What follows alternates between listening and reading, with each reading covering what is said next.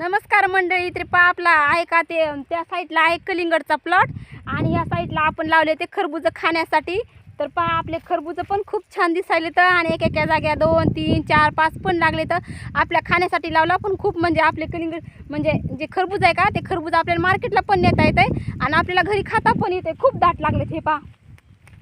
एका जाग्यावर खरबूज 3 लागले हे पहा. एकाच जाग्यावर 3 लागले ते पण छोटी साईज झाली म्हणजे अजून मोठाले झाले नाही ना यामुळे म्हणजे अजून म्हणजे लेट पेरले ना त्यामुळे हे पहा छोटाले आहेत अजून एका जागा 3 हे खराब झाले थोडं. हे याला डंक लागला हे खराब झाले याला तोडून टाकावं लागतं.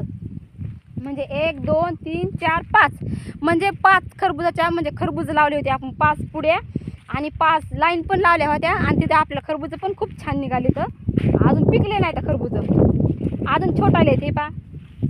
शेंड्या खाली लागले ते पहा. खरबूज शेंड्या खाली लागली तर अजून छोटे आहेत खरबूज. 5च लाईन लावल्यात 5 पुड्या लावल्यात म्हणजे खरबुजाच्या.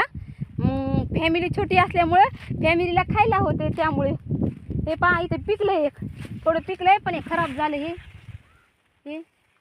हे खराब झाले कलिंगड हे पूर्ण खराब झाले. याला फेकून द्यावं लागतं. याला आळी लागली म्हणजे काय झालं माहिती का 2 दिवस वातावरण चेंज होतं. हे चांगले आहेत. हे पहा पूर्ण कच्चं आहे अजून पिकलं नाही. पिकलं ना तर म्हणजे कसं होतं माहिती आहे का पिकल्यावर कलिंगड पिवळं दिसतंय म्हणजे खरबूज पिवळं दिसतंय. मग आपल्याला लगेच ते तोडून घेता येते. संपत आले आता म्हणजे फक्त 5 लाईन लावल्यात हे पहा. आणि ते आपला प्लॉट आहे बघा. ते 6 एकरचा प्लॉट आहे. अजून पिकलं नाही तर म्हणजे पिकलं ना म्हणजे पिवळं दिसत पिवळे.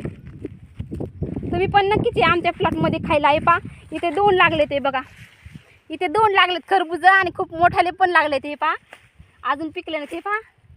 छान वाटायले तर खूप छान वाटायले तर खूपच आनंद झाला. आमच्या प्लॉट म्हणजे आमच्या प्लॉटमध्ये काकडी पण लावली खरबूज लावले आणि कलिंगड पण लावले आणि खूप थोडंसं माळव पण लावले. गांजर म्हणजे कोत्री वांगे ते पूर्ण लावले. आम्ही शेतामध्ये राहतो म्हणजे आम्हाला ताजं माळव इथंच भेटतंय.